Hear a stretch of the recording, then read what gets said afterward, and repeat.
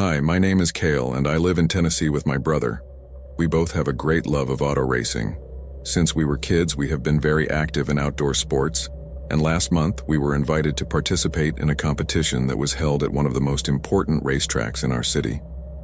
We were very excited about this competition, but things did not turn out exactly as we expected, or as I expected, since my brother got second place. But I, on the other hand, suffered a terrible accident while trying to overtake another driver in the penultimate curve. I was lucky to survive, thanks to the fact that I was taken care of immediately. But there is something my family doesn't know until now, and I don't think I will ever share it with them. But I feel I need to tell someone, so here I am with this story. In that accident, I severely injured my left arm, broke my leg, and almost broke my neck. I also got several bruises and cuts all over my body. In addition, I hit my head very hard, which caused significant bleeding. My brother rushed me to the nearest hospital, which was in a hilly area near the racetrack. We didn't have time to return to the city, so I was treated in this small hospital center called El Descanso. Don't ask me why, but that name has always seemed strange to me for a hospital. The fact is that my brother admitted me there and stayed in a nearby hotel to take care of me during my recovery. The small hospital was located on the side of a mountain, and my room had a very nice view, which was quite comforting. After 2 days in critical condition, I finally stabilized. I had no idea what was going on around me because I was heavily sedated and in a lot of pain for most of the time, so everything I just told you, except for the beautiful view from my window, was told to me by my brother later. On the 3rd day of my hospital stay, I woke up in the middle of the night, lying on a bed with an oxygen mask, plastic tubes, and various devices attached to my body. It took me a few minutes to get a good understanding of where I was, so I looked around to try to get my bearings, and that's when I saw a middle-aged woman sitting on the couch. As I looked up, I realized it was a nurse. She was reading a magazine and hadn't realized she had woken up. "Water, I need some water, please," I said in a weak, raspy voice. The woman put the magazine away and walked towards me. It was then that I could see her face as she leaned over me. The woman was probably in her late 40s and was wearing very flashy makeup, which scared me a little. In my moment of confusion, she said in her high-pitched voice, "Welcome," then slowly lifted my head and helped me drink water from the glass, but before I could say anything else, I passed out again. The next morning when I woke up, I actually felt much better, especially when I looked around and saw my brother George at my bedside with a smile on his face. "I thought I'd lost you this time," he said, taking my hand. I smiled back and said, "You're not getting rid of me that easily." We both shared a laugh and then started talking, more him than me, because my throat still felt a little dry. George told me that our parents were very worried at home, but that he had handled everything on his own, and fortunately everything went well, although I almost didn't tell it this time. We were chatting and joking when a doctor and a nurse came into the room. The doctor said, "Mr. Richardson, you are a true warrior and your brother is just like you. He has given us his full cooperation, and I can basically say that he is the one who really saved your life." I felt very fortunate at that moment, but my eyes went to the nurse in the corner and I realized it wasn't the one from last night. My brother got up and went to the doctor. He told me that in 4 or 5 days I could be transferred to a hospital near my house. I was lying in bed thinking about everything that had happened, when the nurse from earlier came to change my saline solution. I said in a weak voice, "Can you thank the nurse from last night? She helped me a lot, but I was so weak I couldn't thank her." The nurse looked at me with a confused face and said, Okay. Although, it's hard to identify nurses without knowing their names, so if you could tell me what her name is, I'll surely give her your thanks." At that point I realized that I hadn't actually asked her name last night, so I felt somewhat uncomfortable. The next day, when the nurse brought me lunch, she left without me being able to say anything else. I slept a while longer, and when I opened my eyes and noticed the blue sky from the window, I realized that I had slept all night. Then I looked at the clock on the wall and saw that it was 8 p.m. I was thinking about calling someone when I heard a familiar voice. It was then that I looked towards the door of the room and saw the nurse from the night before standing there, smiling at me, Her lips painted a very bright red made her look really creepy. She said, "How are you feeling today, Kale?" I smiled a little nervously and replied, "Quite a bit better. Hey, sorry, I forgot to thank you last night for helping me with the water." She didn't let me finish my sentence and told me that she had nothing to thank me for, as that was her job. Then she slowly walked into my room and sat down on the couch, picked up a magazine, and started reading it, just like the night before. I just lay there without saying anything else. After a while, another nurse came into the room. The nurse began to arrange my bed and set a table on it, then looked at me and said, "Now it's dinner time, Mr. Rochardson." The second nurse continued working on her own while the night nurse sat on the couch quietly and read her magazine. I guessed she was probably the head nurse, and that's why the visit. I assumed that she used to visit patients to monitor whether or not they were being well cared for. I thought this was very nice of her, and the truth is that up to that point both the facilities and the care at the hospital seemed excellent to me. I ate dinner quietly and in silence, and during all this time none of the nurses spoke a word to each other. After a while, the youngest nurse left the room and the head nurse stayed on the couch reading the magazine. That's when I asked her, "What's your name, ma'am?" This time the nurse put the magazine aside and looked at me. She smiled at me and I noticed she had a crooked tooth. She replied, "My name is Claire, but everyone calls me Nurse Belford." Then she got up and left the room. I found her behavior a little strange because she used to come to my room at night and just sit there and read a magazine, but I didn't think anything of it and just settled down to sleep. I woke up from my sleep a few hours later and saw her sitting on the couch again, staring at me. Whenever our gazes met, she used to smile in a very creepy way, and that was actually making me a little uneasy. One morning, the junior nurse came with my breakfast like every day, and I told her how Nurse Belford always visited me during the night. But her reaction was a bit strange. She spilled the juice on the food tray, as if I had said something scary to her. Then she looked at me with her eyes wider than usual, and I noticed some beads of sweat on her forehead. Then she said in a low voice, almost in a whisper, "How do you know about Nurse Belford?" Her question confused me a little, but I replied, Because she comes to visit me almost every night, and last night I asked her name, and, well, she told me.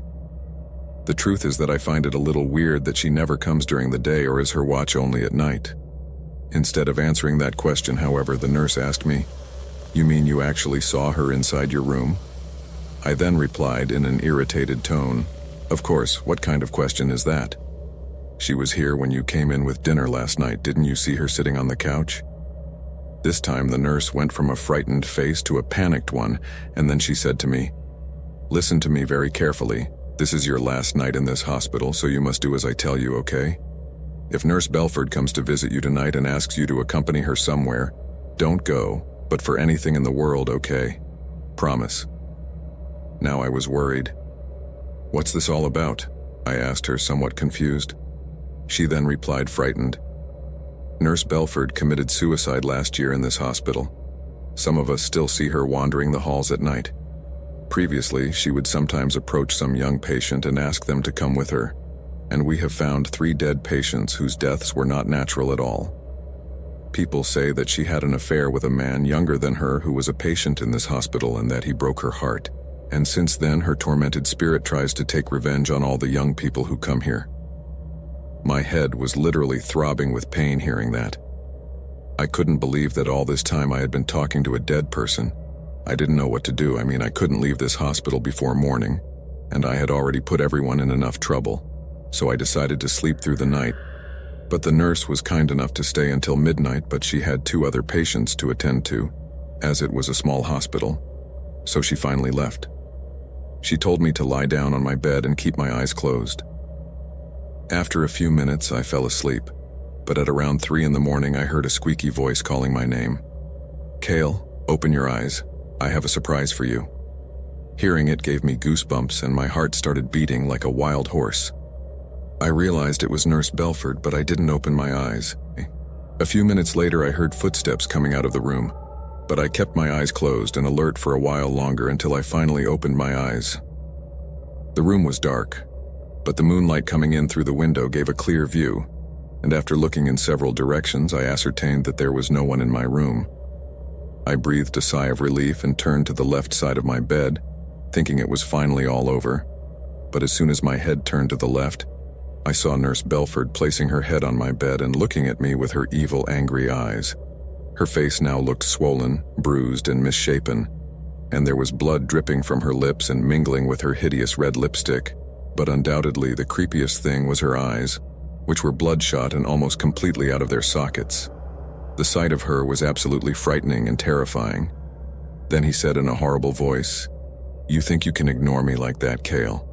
I was the one who took care of you, and now this is how you treat me?" I was completely paralyzed with fear. I wasn't even able to articulate a word, as every muscle in my body was rigid, and my heart felt like it was in my throat. But the most terrifying thing was about to happen. She opened her mouth, and from there a cloud of black flies started to come out. The sound of those flies made my ears ring. I felt like the flies were going to suffocate me and that I wouldn't live to see the sun in the morning, so I screamed as loud as I could. I literally felt like life was slipping away from me in that scream. Apparently, my scream echoed throughout the hallway, and I don't know how long after. The doctor on duty and the junior nurse ran into my room and turned on the light. And then the creepy image of Nurse Belfort faded away. Seeing me in shock and shaking, the doctor thought I was having some kind of panic attack. But the nurse looked at me with her eyes very big and full of fear, and although she didn't say a word, nor did I, she could clearly imagine what had caused me to be in that state. The nurse stayed in my room until the next morning when my brother finally arrived. I didn't say a word to her about what had happened. I just went home in silence, but even now, when I close my eyes, I panic at the thought that when I open them again, I will see Nurse Belfort sitting next to my bed.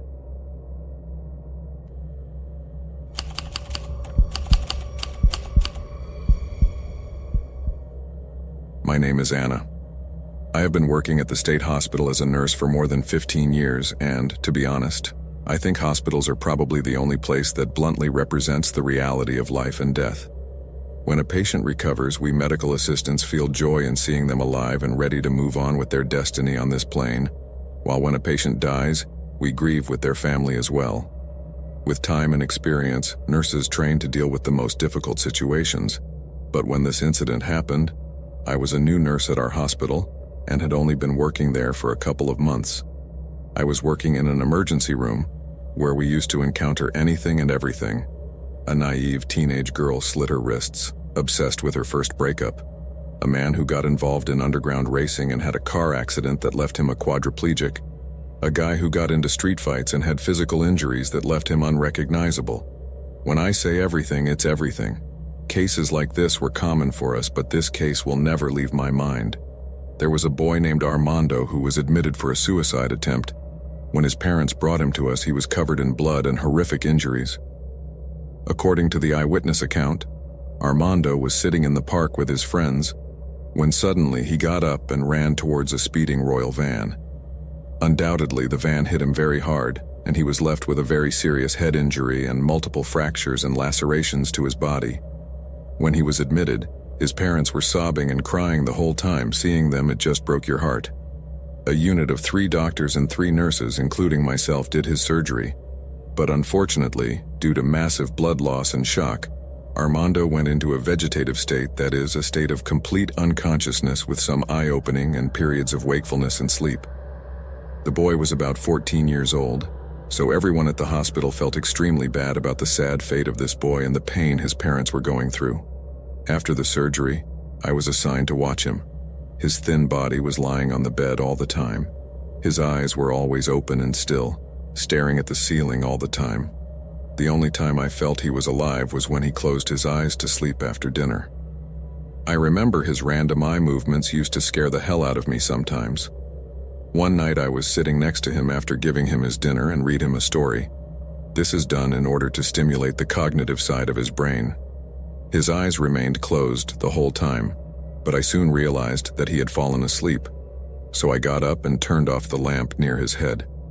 I was about to leave when I remembered that I left my phone on the table near him, so I went back and turned on the table light to find it, and just then I saw that Armando's eyes were wide open and staring at me in the middle of the night. I must say that being face to face with such strange and unusual eye contact was certainly something that scared me. However, these types of events happened often, one of those mysteries that always haunted my mind. Like the reason why this healthy, athletic, handsome, and seemingly popular among his friends 14-year-old boy tried to take his own life. Slowly, I began to notice changes in Armando's motor skills. The doctors were really happy to see such a quick recovery in him, and assured his parents that maybe in a few months, Armando would regain consciousness for good.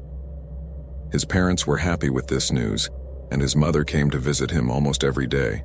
One day he was changing his medicine chart when 3 children the same age as him came into his room with an adult man of average height.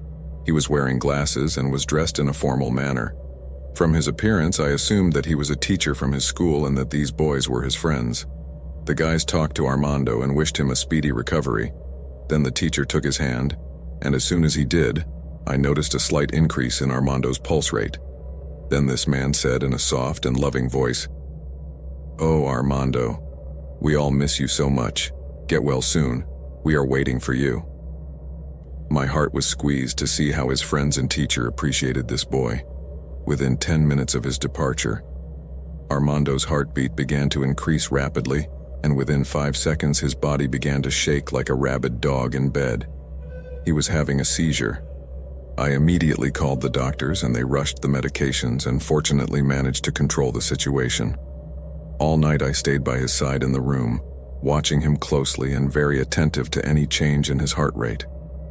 After that day, we had to keep our eyes wide open, even had to stop visiting hours for a while, as another shock or seizure would have caused a heart attack, so we had to take pretty rigid measures. After a week, we finally allowed visitation again. His mother came to visit him and asked us to let her spend the night in his room, even though this was against hospital rules. But this was a poor mother going through a situation that no mother should have to go through with her child. So for once we had to bend the rules for humanity. I decided to stay with him too, as usual, in case something unexpected happened like the other night. There was a small couch in the room. Mrs. Palmer sat on it and I sat on the chair near the bed. Around 2:30 a.m. I got up to get some coffee. I peeked out of bed to see Armando as usual and his eyes were closed. Miss Palmer was also passed out on the couch and I decided not to wake her. The coffee machine is down the hall, so I walked quickly and pressed the button. The hot coffee had just started pouring into the cup when suddenly I heard a blood-curdling scream coming from Armando's room. A shiver ran down my spine. I dropped the cup, spilling the hot coffee on the floor, and immediately ran to Armando's room. I grabbed the doorknob and turned it to open the door, but try as I might, it wouldn't open, and I realized the scream coming from inside was from Mrs. Palmer. She was screaming in terrible pain. "Mrs. Palmer, why did you lock the door? Please open it. What's going on in there?" I couldn't wait any longer and called the doctors immediately. The doctor called the maintenance staff and one of them opened the door with a spare key. As soon as the door opened, we witnessed a scene like something out of a horror movie. Armando had broken the window of this 4th-floor room with his plastered hand and had also hit his mother, who was bleeding profusely from her face and nose, but still clinging to her son tightly, screaming, "I won't let you jump. Not Armando, please." He was going crazy and was throwing punches and kicks at her like a rabid dog, trying to get to the window to jump out, saying the most obscene things I have ever heard come out of a teenager's mouth. The medics ran to him and grabbed him. He was kicking in the air while screaming expletives at the top of his lungs. While the medics were trying to get Armando under control, another nurse took Mrs. Palmer away to treat her injuries. The scene unfolding in front of my eyes was so chaotic I was frankly in shock, forgetting my duties for a moment, until I heard, "Anna, come here and help me with the injection." Hearing Dr. Stanley's voice brought me back to my senses. Definitely the incident of Armando waking up from a vegetative state and going into an extremely violent state left the whole hospital terrified. Once the incident was under control, immediately the doctors from our mental health team were called in to treat Armando for suicidal tendencies, and because he showed episodes of anger and violence, we had to keep his hands tied so he could not hurt himself. His injuries were still at a critical stage, so we could not move him to a mental institution. However, the police arrived and, with the psychiatrist present, did a full interview to unearth the reason why Armando wanted to end his life so desperately, and only after 4 or 5 sessions did he finally open up. Armando claimed that his teacher, Mr. Blas, physically abused him the day before he attempted to take his own life. I couldn't believe that this was the same guy who came to visit him that day at the hospital. I now realize why his pulse increased with the presence of that man. The cops finally arrested Mr. Blas, but the man claimed he was innocent, and that Armando was the one who persuaded him to have intimate encounters. However, the cops found highly inappropriate photos of Armando taken by his teacher. The boy testified that Mr. Blas blackmailed him that he would publish the images on the internet if he tried to tell anyone. Armando also said that this man molested another boy at his school, and a boy named Matthew also testified against Mr. Blas. We all celebrated the day this disgusting man was jailed.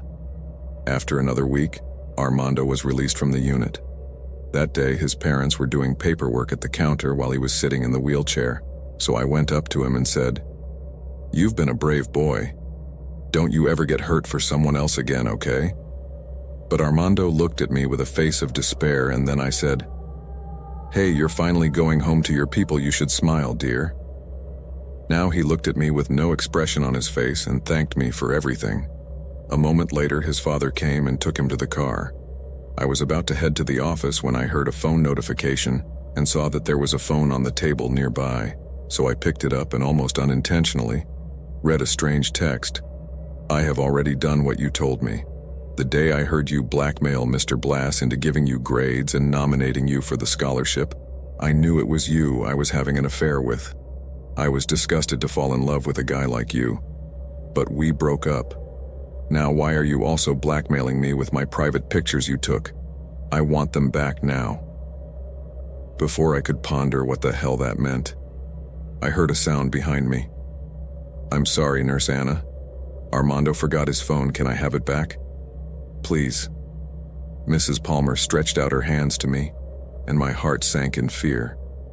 I handed her the phone. She took it and started to walk away.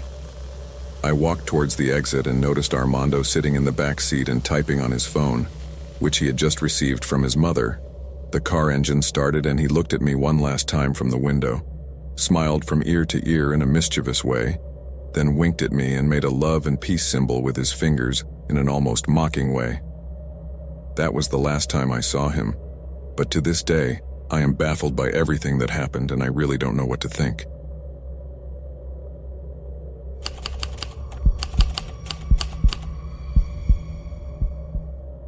This happened to me a couple of years ago. My story goes more or less ashy. I suffer from chronic pain due to a back injury that I've had 3 surgeries on. Most of the time I deal with it and live my life. But every few years it really gets to be too much. I go into these bad states of depression and stop talking to my family and anyone. I usually become a hermit when this happens. My family worries a lot that I am going to hurt myself, and I understand that they do because a couple of times in my depressive stage, I have gotten to the point where I really made an attempt on my life. This has not happened again, but even I sometimes fear my own thoughts. When this happens, my relatives send me to a psychiatric emergency room where they usually put me at a 5150. For those who don't know, that means a 3-day wait. None of this has really bothered me before. I have good insurance, so the place they send me to is basically like a hotel where you can't have shoelaces. The worst part is when they admit you and you have to walk across the room where all the other patients stare at you as you walk in. And in my case, usually the stares are not so friendly. You see, I'm a man just over 6 feet 2 inches and weigh about 285 pounds. I have tattoos covering both arms, and since I've been depressed for months, my beard and hair were out of control at the time, so I looked like some kind of Hell Angels biker. So I never have a problem with people trying to mess with me.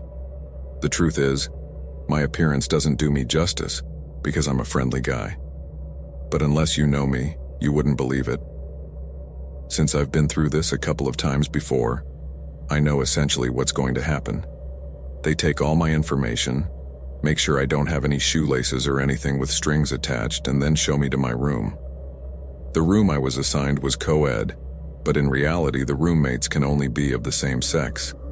It was also low security, which means everyone here is supposedly non-violent. My only problem with this place is that they have people like me, meaning no history of mental illness, who are just having a hard time, mixed in with all different levels of patience. Fortunately, in the last 2 visits here, I have never had a problem with anyone and was hoping to get through my 3 days uneventful and finish my treatment.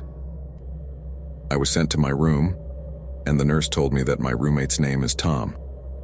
She also started saying something like, "Tom is a really nice guy and blah blah blah," which of course made me a little tired, but we were in a mental institution. Everyone here has some issues. These rooms are basically like any low-rent motel, except maybe a little bigger. There are 2 beds, a bathroom which annoyingly doesn't have a full door. There's also a desk and each patient has their own dresser. It was 3 p.m., and Tom was sound asleep, which isn't that strange, since they all take different medications that knock them out or cause them to be able to have strange sleeping habits, so I don't think anything strange. In fact, after spending hours in the ER and a couple more to check in, I'm pretty tired myself and decide to fall asleep, which I do almost instantly. I have no idea how long I slept, but when I wake up it's completely dark outside, and only the small floor light that I can't turn off is on. This is to give some illumination to the room and the patients can't manipulate it. Suddenly, I turn to the side and see that Tom was now fully awake and sitting up in his bed. He says, "What's up, man?" "It's Brian. I would have said hello earlier, but you were sleeping." I replied quizzically, "Didn't they say your name was Tom?" I was trying to be as friendly as possible, as it's easier to get along with everyone in places like this. He replied, "Yes, earlier. I was a bit tired too. I try to sleep as much as possible so I don't have to interact with any of the demons." This should have been a giant red flag to ask for a different room, but Tom was much smaller than me and they search you from head to toe when you first walk in, so I had no reason to fear him. Rather, I decided to have a conversation with him about these demons he was talking about, which I found out were all the nurses and doctors. After talking to him about this, I told him that I was still very tired and needed some more sleep, so he said, "Well, it's really nice to finally have a human companion as a roommate." I took this as a sign that he was okay with me, and that I didn't have to sleep with one eye open. I woke up early the next morning for breakfast, since I hadn't eaten in 24 hours. After I sit down to eat, Tom comes out and sits next to me. Then we start chatting, and besides referring to nurses and doctors as demons, he seemed pretty normal. I mean, we chatted about normal things for a while until he suddenly stopped talking and started looking at someone behind me. Then he said, "Ella, that's Jessica. She's an angel." I turned and saw a very attractive girl who looked to be in her early 20s, maybe even 18 or 19. She walked by and greeted Tom and everyone else sitting in the dining room. She was one of those social butterflies who goes out of her way to be super nice to everyone, and when I looked back, I noticed he was looking at her too much, so I snapped my fingers in front of her face. "Hey man, don't scare her," I said.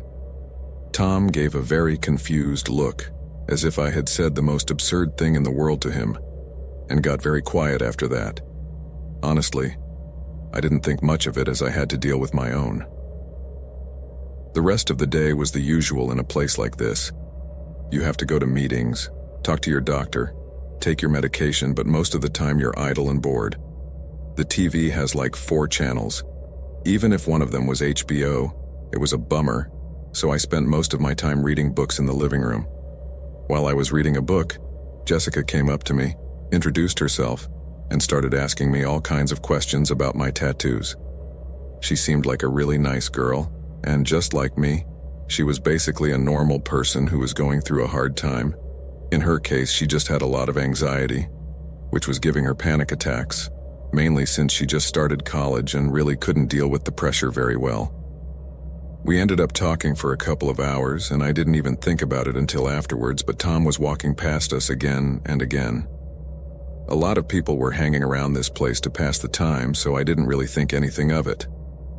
But later, I learned that he was burning a hole in the back of my head the whole time. After talking to Jessica for a while, I told her I was going to take a shower before dinner, and we'd catch up later. Like I said before, The bathrooms in this place only have half doors. Picture those old Western saloon doors so when I'm done I can see Tom's legs under the door. I said, "What's up? Do you need to use the bathroom? I'll just be a minute. I just need to change." He didn't say anything and just stood there. I was starting to get a little freaked out as hearing him wheezing on the other side, and his silence was just weird. So I say, "Dude, you need to back up because I need to get out." But nothing prepared me for what came next. Tom started yelling, "You're looking at me, you're Satan, you're Lucifer." He would say this over and over again. I was going crazy at this point, I thought. If I open the door and beat the crap out of this guy, I'll be the one getting my ass shot and I'll be put in the quiet room. But I don't know what else to do. Even though I was screaming as loud as I could, it didn't seem like the nurses were around. The bedroom doors in this place are very thick, so I was pretty sure it was because if some of the patients screamed in the night, they didn't want them to wake up the other patients. After what seemed like an eternity to me, but really must have been about 2 or 3 minutes, Tom finally stopped and left the room. That's when I was able to get out of the bathroom and get dressed. And immediately after that, I sought out a nurse to tell them what just happened. I have no idea what they told her, but they immediately put me in a different room. I didn't see him at all for the rest of the night, but I was really scared. No one had ever yelled at me or cornered me like that in my life, and I couldn't sleep at all that night. Since I had no watches, I had no idea what time it was, when suddenly I hear his voice from the main room where the nurse's station is. "Where is he? Why doesn't he go back to sleep?" It was Tom, and he was using the same tone he had when he was yelling at me in the bathroom. I opened the door a little bit so I could hear the nurse talk to him. "You'll see him during the day and you can talk to him. Now go back to bed." But for some reason he seemed desperate to see me. "But I have to see him tonight. It's an emergency," he told the nurse. This went on for another 2 minutes before security finally arrived. I heard a scuffle, but there was no way I was going there to look at what was going on. I could still hear him screaming, but I couldn't make out what he was saying, and he finally started to fade away. I assumed he had been escorted to the quiet room that was on the opposite side of the room. Needless to say, even with him locked in, I stayed up all night. Morning came and my doctor was already there, which I found very strange as I usually only saw him well after dinner time. He calls me into the interview room to talk to me. He basically asks me about all the interactions I've had with Tom, and I went over everything with him. When I was done, he tells me that I don't have to worry about Tom anymore, because he's been transferred to a different hospital.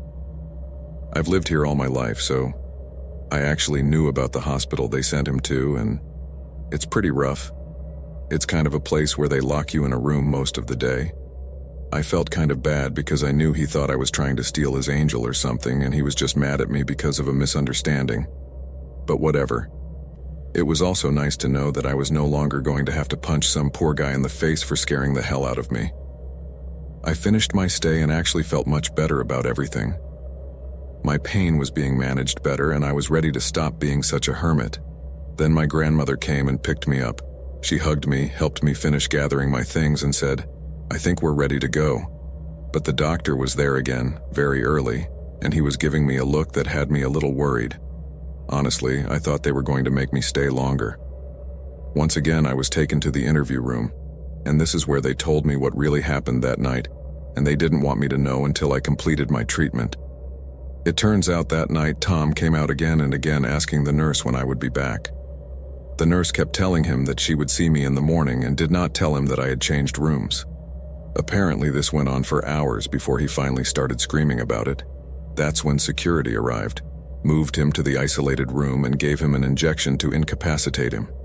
The nurse contacted Tom's doctor and told him about the situation.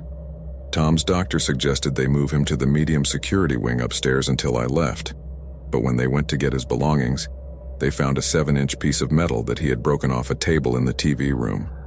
That room has cameras and also has windows where you can see the nurse's station, so I guess he waited until they stopped watching and worked on it until he broke it. I'm 99% sure that asking to change rooms is the only thing that saved me from being stabbed to death in my sleep that night. The doctors thought the same thing I did. That's why they sent him to that other hospital. Since he never actually attacked me, He was not charged with any crime, and I have no idea how long he was held. But I will be a happy man if I never meet him again.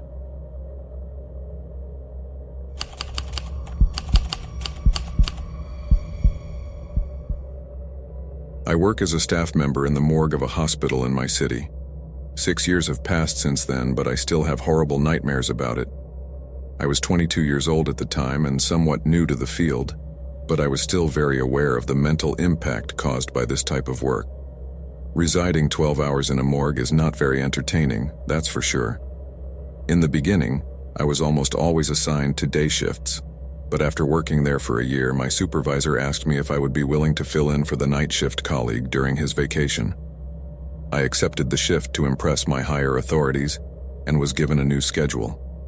I was assigned the night shift from 6 p.m. to 6 a.m. for 15 days. The first 3 days went as usual, but I must say that at night it felt really creepy. I often wandered around the morgue. Sometimes I used to visit the emergency room, which was just above the morgue. One night I was sitting in my cabin and writing reports, just when a colleague of mine called me to the emergency room. After I got there, I learned that a patient in cabin number 3 had just passed away. The man was in a really horrible accident. I saw 2 or 3 doctors coming out of cabin 3. Their white jackets were soaked in blood. These I was instructed to take the corpse to the morgue, and the autopsy would take place the next morning. By this time I had seen enough corpses, but when I entered the cabin, my heart stopped.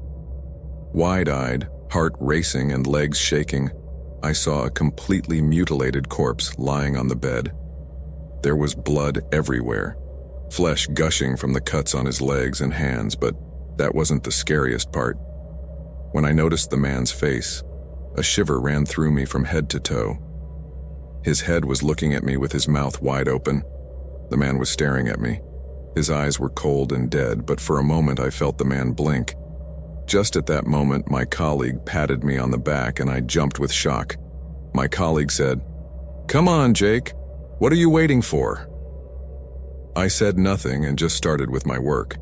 I mounted the corpse on a gurney and headed towards the morgue, then got on the elevator, and I swear that for the first time in my life I felt uncomfortable inside an empty elevator with a corpse. After reaching the wasteland, I buckled the back cover and once again that gruesome face came out. I put the body inside the vault as quickly as I could and returned to my cabin. I sat down and started writing the reports. I don't know how long I spent with my work, but a sudden sound broke my concentration. I heard footsteps outside as if someone was walking down the hallway. I got up and left my cubicle. The room where the bodies are kept lay at the end of the hallway, and I saw that the doors were closed and the hallway was completely empty. I was walking towards the main room when I suddenly felt someone walking behind me. I turned around, but no one was there, so I blamed my stupid head for imagining all this. The main room was perfectly fine. Everything was in its place. Only the door to vault number 3 was wide open. This is the vault where I kept the man's corpse a few hours ago. I approached the vault feeling the same shiver as a while ago and took out the stretcher. The man's body was still lying on it, but this time his mouth was closed. Not only that, a strange smile appeared on his face, and again I felt as if he was looking at me with his dead eyes and smiling at me. At that moment I said to myself, "That's enough for today, I'm going home." I planned to call my supervisor and make up a story about feeling sick. I was near the exit of the main room when I heard a sound behind me.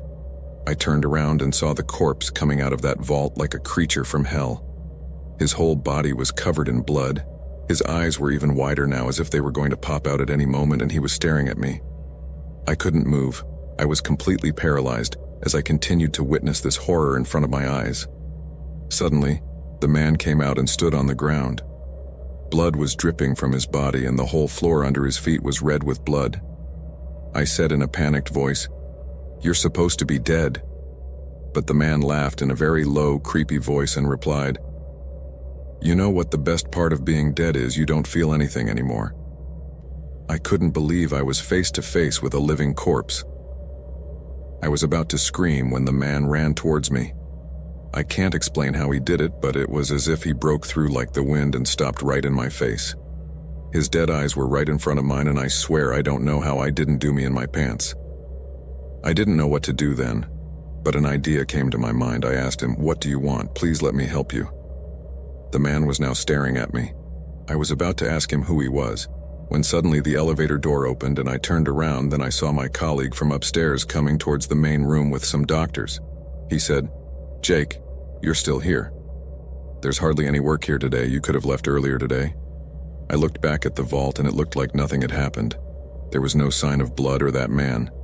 Feeling my legs starting to give out, I started walking to my cubicle. But before I went in, I said to my colleague and those doctors, "I don't know why, but I feel like there was some other reason behind this man's death. He didn't just die because of the accident." They all looked at me with surprise, but before they could ask, I went inside, grabbed my bag, and went home.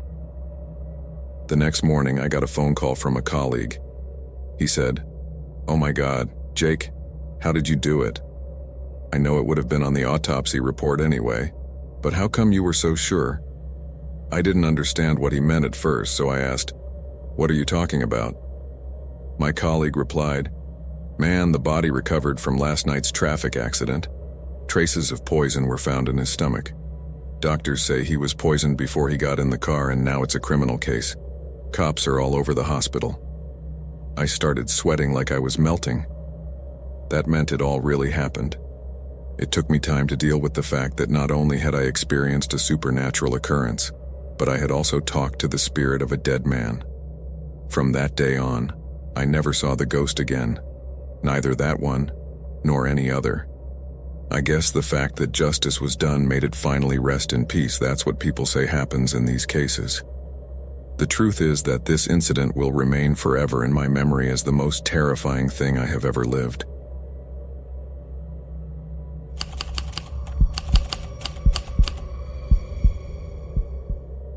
I am an internist and I have been practicing for more than 15 years. And if I can say anything, it is that taking care of patients is not only a job, but also our responsibility. But not all patients are the same. When I was young and new to the profession, I worked in a small hospital in a rural area of my town. It only took me a few days to get used to the workers and patients. There were 4 other physicians there, and we all reported to the head of our department, Dr. Schneider. This woman was a hard person to impress, no doubt, and to be honest, all of us doctors were terrified of her. Not a single mistake could go unnoticed by this woman.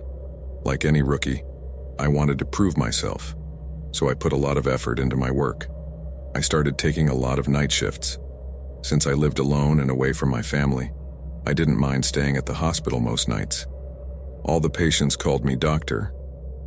Morgan, and there were patients of various ages, but I especially remember a girl named Tanya, who was probably the youngest patient in the hospital at the time and was already there when I arrived. Anyway, Tanya was a lovely child. She often wandered the halls and talked to the other patients, but she was always alone. One evening, I was going to do my usual rounds and was walking down the long empty corridor, when suddenly I heard 2 people talking in a very low voice. It was late and all the patients were supposed to be asleep by then. I followed the sound and it was coming from room number 201. When I opened the door and turned on the room light, I found Tanya standing near the patient's bed. She smiled at me as if nothing. Curiously, my sudden appearance did not startle her.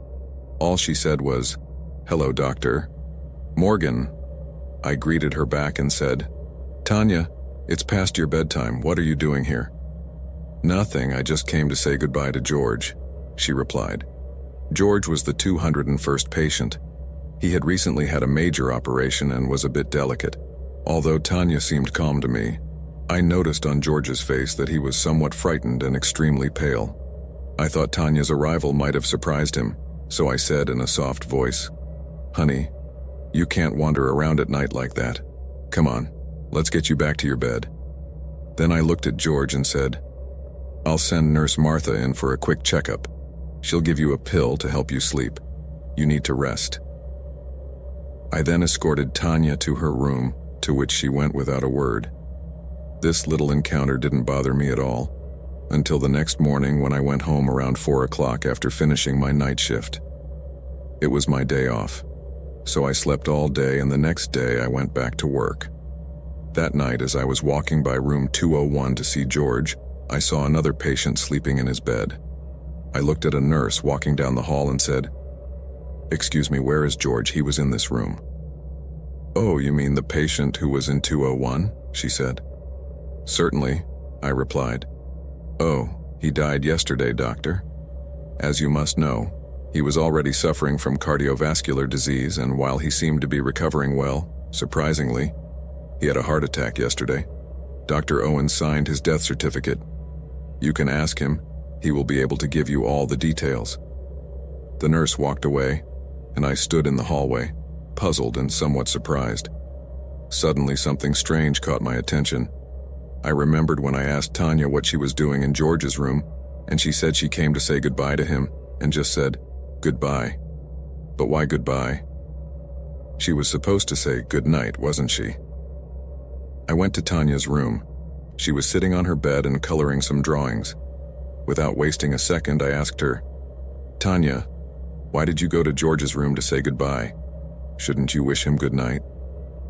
Her face changed color. She hesitated, saying, I said good night." "You heard it wrong." Suddenly, she looked behind my shoulder as if someone was standing behind me and looking at her. I turned around immediately, but no one was there. The cleaning staff arrived and started a little later and began mopping the floor. Tanya started coloring again, and still feeling intrigued, I went back to work, but I couldn't concentrate on my work. This unusual thought kept bothering me. Why did Tanya say goodbye to George? Did she know he was about to die? A week passed and I almost forgot about it. But one night I was making my usual rounds, walking down the second floor hallway as usual, when I saw Tanya leave room 706 and slowly walk down the stairs. Room 706 recently took a patient with a severe head injury. I walked in and saw that the woman was awake.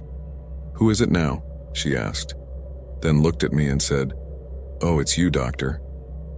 I nodded my head and asked her, "How are you feeling?" "I'm feeling a little dizzy, doctor," she said. Did someone come in before me?" "Yes, a girl came. She said her name is Tanya." I immediately asked her, what was she doing here? "Did she say anything to you?" She replied, "Yes, she was a sweet girl, but I think she said it wrong. I guess she meant to say good night, but instead she said goodbye to me. Weird, right?" My heartbeat quickened. I put the patient back on the bed and returned to my room. Deep in my heart, I knew what was coming the next morning. She passed away.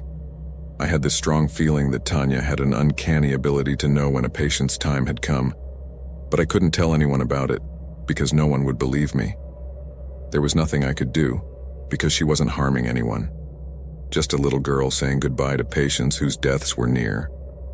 After 2 more incidents like this, I couldn't hold back. I went straight to the front desk, to Candy, and asked her how long Tanya had been here. She looked at me and said, "Who is Tanya?" she asked quizzically. "The girl from the intensive care ward. Don't you see how she sneaks into the patients' rooms? I don't know why, but I feel there is something very wrong with this girl." "What are you saying, Dr. Morgan? We don't have any patients named Tanya. No child patients have been admitted to the hospital at this time. Are you all right?" I couldn't believe what I was hearing. "What are you saying?" "I've been talking to this child for the past few days." "Check the intensive care nursery record," I urged. "Morgan, please come to my office." I turned around and saw Dr. Schneider standing behind me. I followed her into her office with my mind still in disarray. After we entered, we sat down and she sat down in front of me. Then, in a low voice, she asked, "Did you see Tanya? How does she look, Morgan? Is she happy?" I didn't answer her question. Instead, I asked her, very confused, "What's going on? Please tell me what is going on. Candy just said there is no one here by that name, and now you are asking me about this girl. What the hell is going on?" Dr. Schneider couldn't control her tears. She started crying terribly, and I didn't understand anything. After crying for a while, she looked at me and said, "The week before you joined here, I took her to work. Her father was supposed to come pick her up. I was working while she was wandering the halls playing on her own. Then she started playing on the stairs and somehow her legs slipped and she fell from the 3rd floor to the 2nd floor. We admitted her to this hospital due to her immensely critical condition, but she died. I couldn't believe what I had just heard. I felt the ground beneath my feet being swept away and my heart stopped. Tanya is dead. My God. I stood in her office, speechless, horrified. Miss Schneider said that a nurse had also seen her at night wandering these halls, but she didn't believe her. However, now I was sure she was still there. I continued to work at that hospital for almost 2 more years, but strangely enough, I never saw Tanya again. However, several of my patients throughout that time reported having been visited by her, and as you can imagine, none of them lived to tell the tale.